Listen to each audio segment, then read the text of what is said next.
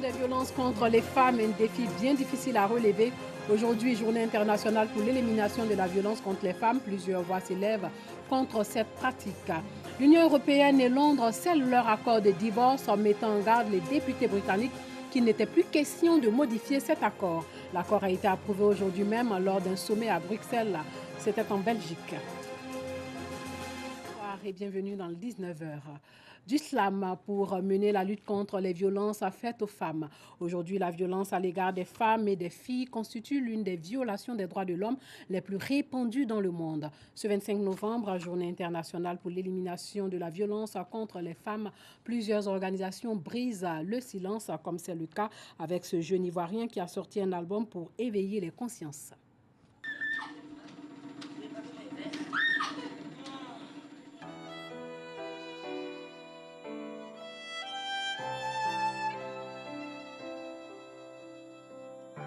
Battue par son mari parce qu'elle refuse de coucher avec ce dernier. Cette scène est le quotidien de bon nombre de femmes au foyer.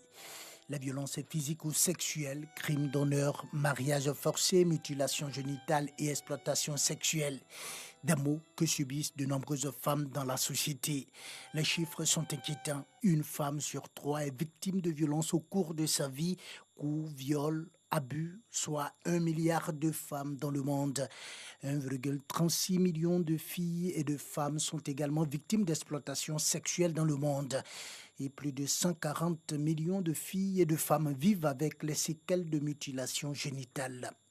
Les violences faites aux femmes, c'est justement l'une des thématiques abordées par l'artiste Gibril Le Parolier dans son nouvel album Éveil de conscience, à travers le titre Femmes battues. On devait encore lutter, encore et encore, pour assouvir le magisme de cet homme qui la flagellait, tel un esclave à guerre au père. Puis, elle était violée impérativement dans sa chair maîtrise. Nous avons décidé, à travers ce texte-là, de dire non à la violence et à l'égard des femmes. La femme représente nos mères, elle représente nos épouses. Donc nous devons l'attraper comme un trésor, comme un nœud. Un album de 6 titres dans lequel l'artiste passe en revue les mots qui minent la société ivoirienne à travers des titres tels que Ma nation laïque, Enfant du ghetto et Assise de la jeunesse. Et la poésie musicale, le slam, est bien choisi pour l'exprimer. Ivoirien nouveau, c'est la femme ou l'homme qui face serrer à son destin, lève un à un les obstacles qui se dressent sur son chemin. Je trouve qu'il est nécessaire de parler à cette nouvelle jeunesse africaine, de telle sorte que nous puissions prendre des engagements pour aller à l'Afrique. À la dédicace de son nouvel opus, Gibril Le Parolier d'Afrique a su séduire le public tant par la qualité du savoir que par l'originalité de ses textes. Je pense qu'il place des messages très très importants, très sensibles et se doit donc de continuer dans cette voie. C'était très très très émouvant. Vraiment, ça nous a appris beaucoup de choses et la sensibilisation est de taille.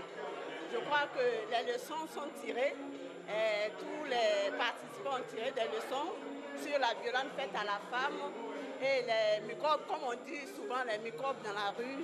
Né en 1990 à Daloa, dans le centre-ouest de la Côte d'Ivoire, Gibril Le Parolier, de son vrai nom Sanogo Gibril, se veut le porte-voix de la jeunesse africaine à travers cet album Éveil de conscience.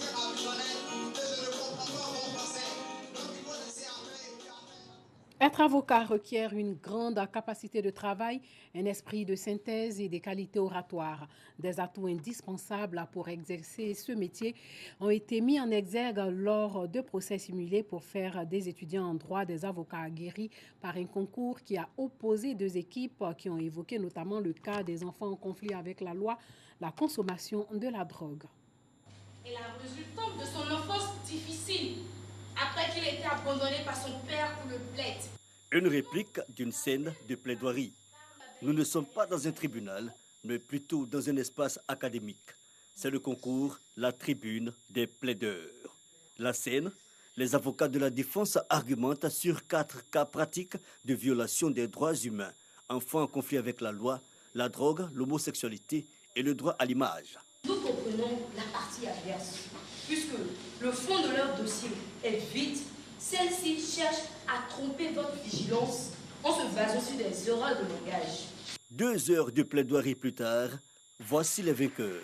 Ils se démarquent par leur maîtrise des sujets de droit pénal et civil. Ce qui a peut-être joué en notre faveur, c'est l'esprit d'équipe et l'esprit même de la complicité. C'est ce dont les avocats qui plaident en collégialité ont besoin. Je suis content parce que c'est le fruit d'un dur travail. Nous avons dû travailler très dur pour en arriver là. On a dû faire des recherches. Je suis en licence 2 et j'ai dû faire des recherches, bosser des cours de Master 1. Et déjà, c'est le plus que nous retenons de cette compétition, la formation. Le concours vise à aider les étudiants à s'exercer dans la prise de parole en public et à mieux aiguiser leur sens de la recherche par des cas pratiques. J'ai été très impressionné par la qualité des jeunes gens qui ont concouru. Pour la première année, le niveau le plus élevé, c'est la licence. C'est pratiquement du jamais vu. Ils sont dedans, ils ont pris le goût au droit et qu'il faut qu'ils continuent. Et que je souhaiterais qu'ils soient dans la famille de ceux qui travaillent dans le droit. Ce qui a motivé cette compétition, c'est justement pour leur permettre de se familiariser avec le domaine professionnel. Étant donné que quand on est étudiant, on doit apprendre à parler en public, on doit également apprendre à confronter notre connaissance au cas d'espèce. Alors c'est ce qui justifie donc ce concours de plaidoirie. La tribune des plaideurs, le concours est à sa première édition. Il a mis en compétition lors des phases éliminatoires 103 étudiants de l'université Félix Houphouët-Boigny de Cocody. Les prochaines éditions verront la participation d'étudiants des grandes écoles de Côte d'Ivoire. Un reportage de Kini et Nousangaré commenté par Franck Quadio. L'assainissement du cadre de vie préserve la santé, certes, mais est aussi vecteur de cohésion sociale. C'est en tout cas le constat fait dans la ville de Kong, dans le nord du pays, où chrétiens et musulmans ont procédé au nettoyage des grandes artères de la ville aux mosquées traditionnelles de près de 400 ans. Paraga Sorokone revient du Kong. Grande mosquée, hôpital, rues et ruelles de Kong assainies par autorités administratives, politiques, élus, cadres, chefs de communauté, guides religieux et population de Kong.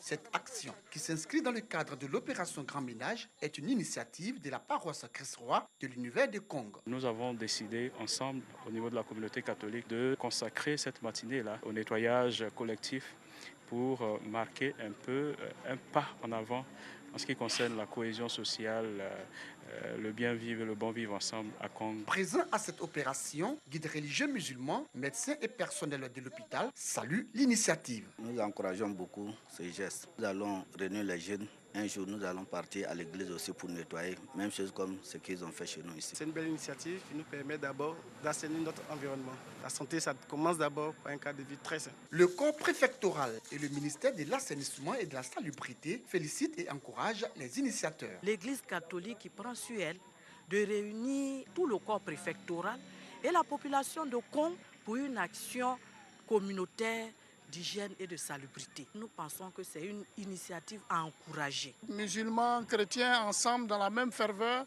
en train de travailler pour rendre la ville propre. Nous encourageons cela parce qu'il faut une forte cohésion sociale pour que les projets de développement initiés par le président de la République puissent aboutir le plus rapidement possible. L'opération Grand Ménage a pris fin dans l'après-midi au lycée moderne Dominique Ouattara de Kong par des rencontres de football auxquelles on prépare équipes musulmanes, chrétiennes, fonctionnaires, sociétés civiles et populations de cette localité. Des rencontres qui se sont déroulées en présence du représentant du ministre des Affaires présidentielles, du corps préfectoral, des guides religieux, mais aussi en présence de la ministre de l'Assainissement et de la Salubrité, Anne-Désirée Ouloto. Les vainqueurs des différentes rencontres ont reçu des enveloppes et un trophée du nom du président de la République, Alassane Ouattara, et de son épouse, Dominique Ouattara. L'église des Saints des derniers jours aura bientôt son temple à Abidjan. Le premier coup de pioche a été donné sur le site qui va abriter les travaux dans la commune de Cocody. Le temple d'Abidjan sera le 8e. La communauté en compte 160 dans le monde. Nousangaré et Rosemont Kini. Un coup de pioche symbolique de l'apôtre Neil Henderson pour le lancement des travaux du 8e temple de l'église des Saints des derniers jours à Abidjan. Selon les initiateurs du projet, ce temple sera différent des autres lieux de rassemblement où se réunissent les fidèles pour le culte du dimanche. Ce temple est très important dans le monde entier. Nous avons 160 temples, mais dans le temple, il y a le pouvoir de lier sur terre les choses qui vont rester dans les cieux. Ces temples, c'est un endroit de paix, un endroit de révélation et un endroit des ordonnances de mariage et des choses importantes pour nous préparer pour la vie qui vient. La construction de l'église réjouit plus d'un fidèle, des fidèles venus de toutes les contrées pour la circonstance. Vraiment une grande joie parce qu'il y a longtemps que nous attendons ce moment. Nous sommes heureuses de constater que nous allons avoir notre temple à nous aussi. Le premier temple qu'on avait ici, c'était d'abord en Afrique du Sud. Après, nous avons eu le Nigeria et le Ghana. Maintenant, la Côte d'Ivoire a son temple.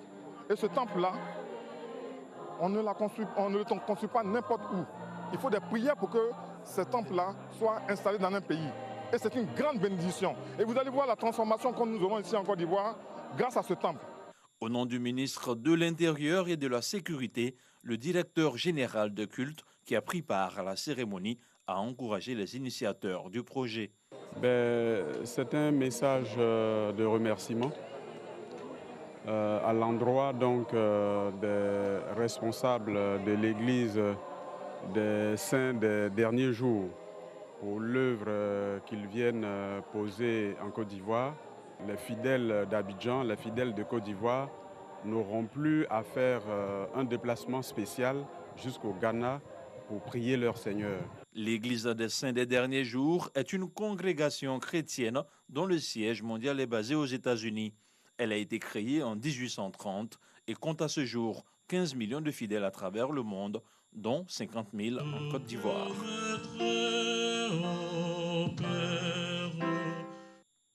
Sachez qu'en Ouganda, au moins 30 personnes ont perdu la vie dans le naufrage d'un bateau près de la capitale Kampala où était organisée une fête sur le lac Victoria et plus de 60 autres sont introuvables. À bord du navire se trouvaient près d'une centaine de personnes qui buvaient, dansaient et écoutaient de la musique. 27 personnes ont été secourues et selon différents témoignages, la surcharge et le mauvais temps sont probablement à l'origine de l'accident.